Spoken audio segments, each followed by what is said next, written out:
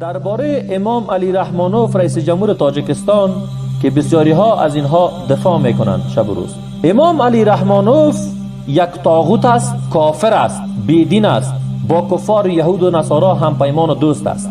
آزادانه کسی نمیتونه که توحید را بیان بکنه، سنت را بیان بکنه، مطابق توحید و سنت زندگی بکند. هر کسی اگر مطابق توحید و سنت زندگی بکند او جانش در خطر است.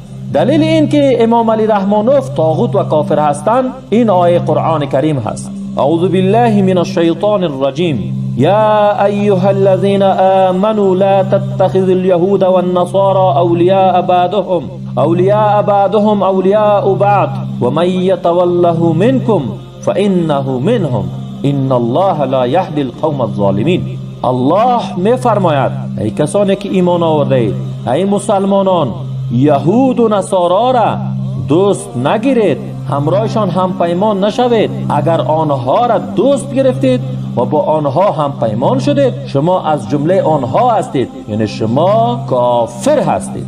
به همین دلیل اینها به این آیت کافر هستند، در حالی که الله سبحانه و تعالی می فرماید فمن یکفر بالطاغوت و یؤمن بالله، با طاغوت کافر شوید و بعدا به الله ایمان بیارید. امام علی رحمانوف یک طاغوت بسیار بزرگ است. کشور تاجیکستان یک کشور طاغوتی است و هر کسی که مدافع امام علی رحمانوف همه اینها کافر مرتد هستند. با وجه کلمه خواندن از اسلام میبرند، چرا که تابع دشمن الله هستند. روزش برش بدرد نمیخورد، نمازش نمیخورد، زکاتش نمیخورد، حجش نمیکنه. هر چی که خود را مسلمان بگیره، شب و روز کلمه بخونه، اما مدافع طاغوت باشه، از طاغوت دفاع بکنه، از طاغوت اطاعت بکنه، اینها چی هستند؟ همش کافر هستند. اینها هیچ عذری ندارند. عذر زمان میتونستن اینها داشته باشند که طفل بوده باشند، دیوانه بوده باشند و همچنان تازه به اسلام آمده باشند و از اسلام خبری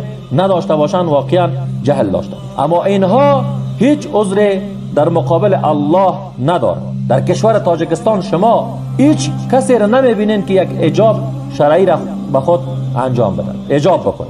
از توحید، از طاغوت، از شرک و کفر، از سنت رسول الله حرف بزنید تو را تروریست گفته میبرند و بندی میکنند و بالاخره از بین میبرند. هم پیمانان کفار هستند، هم پیمانان یهود و نصارا هستند، دوستان یهود و نصارا هستند. با آنها در یک میز میشینند، اختلاط میکنند، علیه مسلمانان نقشه میگیرند، مسلمانان را در هر جای سرکوب میکنند، چی در فلسطین، چی در عراق، چی در موصل، چی در میانمار نقشه میگیرند با کفار. اینها طاغوت هستند.